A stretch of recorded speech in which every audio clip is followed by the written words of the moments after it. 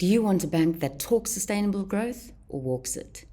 The series is brought to you by Nedbank Corporate and Investment Banking. With me now is Kevin Whitfield. He's head of Africa Treasury, Nedbank Corporate Investment Bank.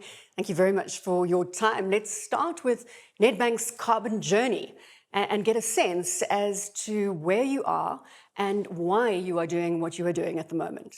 Bronwyn, thanks for the opportunity to meet you today and to share. This has been a hugely exciting journey. It required bold and visionary leadership to get us to the point we are today. What actually happened was Tom decided that the bank would be carbon neutral, and he did something quite unusual for a corporate. We're talking about Tom Boardman here. That is correct, Bronwyn, our previous CEO. He went to the public space via Engineering News and announced to the world the bank would be going carbon neutral. He then very clearly articulated a string of measurements, a number of dates. He put a team together and he started our carbon journey in the space of a couple of hours of decision making. The big draw card there was it removed all forms of resistance to change or inertia that was inherently in the system, and that created our opportunity to commence.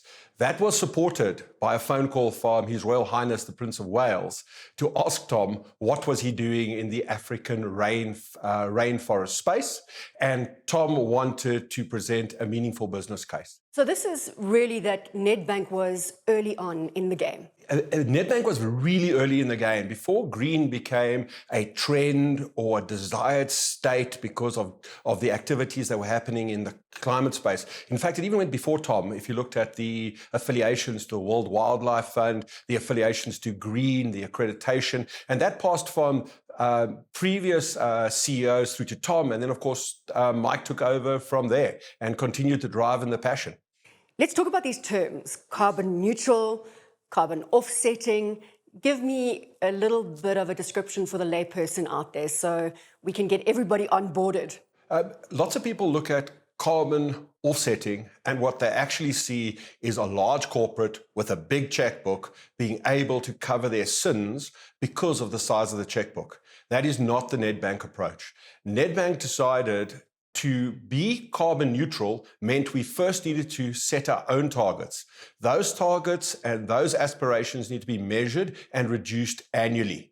We need to publish those measures and share transparently the outcomes. From there, we would end up with a core carbon level of emissions. And that core carbon level of emissions, we would then like to offset.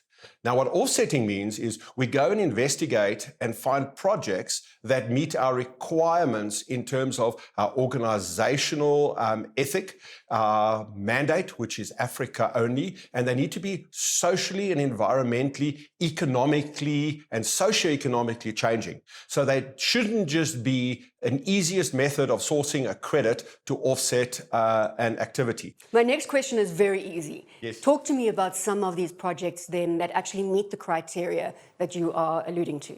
This is the real fun part, Bronwyn. So we've spent a lot of time traveling on the continent of Africa, and we identified a number of projects that give us the representation and the impact that we liked. And those go from cook stoves to forestry projects to water filtration and purification projects.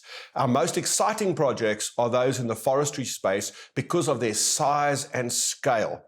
And changing in behavior there means that you can change what has happened all over the globe as forests have been deforested in favor of sustainable agriculture or access to firewood, etc., etc. How do you tackle a forest project of this nature? Now, what's very different to our approach to a number of competitors, which is now busy changing, we apply regular financial discipline and a rigor. It's very important that these projects have the credibility and the standing in both the local community, the local stakeholders, government, and the banking community to represent what we're trying to achieve. So we will visit the project, we will engage, we will assess the project. Most importantly, we'll make sure the project is commercially viable. None of our activities here are driven purely by a social responsibility or a cost center angle. If the project is not commercially viable, there's a good chance that project will fail. Communities will be disappointed, the environment will be disappointed, and the entire activity will result in a reduction in credibility of the impact that could have been achieved.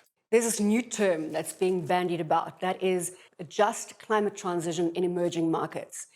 And that is possibly what you are alluding to now in terms of ensuring that the community also benefits from the climate-friendly policies.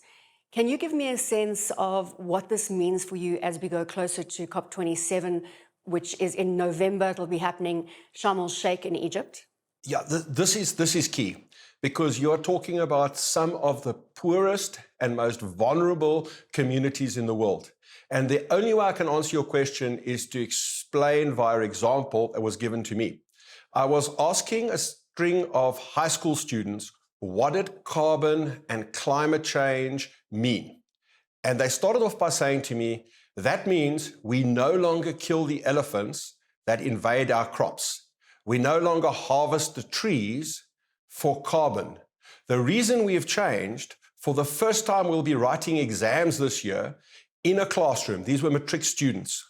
In a classroom, we have been able to access the equipment from a chemistry lab so we can see it, we can use it, we can practice it. We're the first generation that is having access to this. I then walked down the road to an orphanage and I asked a similar question, and they explained it even simpler to me. They said, as long as the trees are growing, the elephants are coming, the environment is in balance, we have the ability to provide 3 meals per day for the participants of that. And that comes directly from this change in behavior. Now, that is key.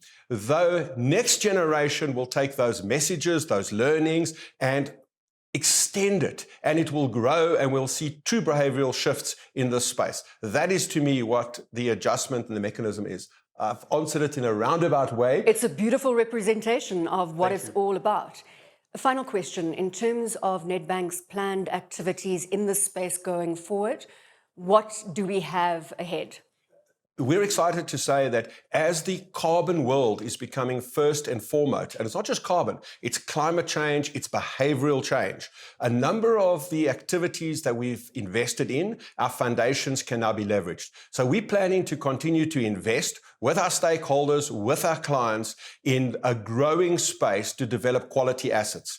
We are a little bit concerned that there's a lot of good intentions followed by large investment checks coming in, and those projects may not be as well managed as they should be.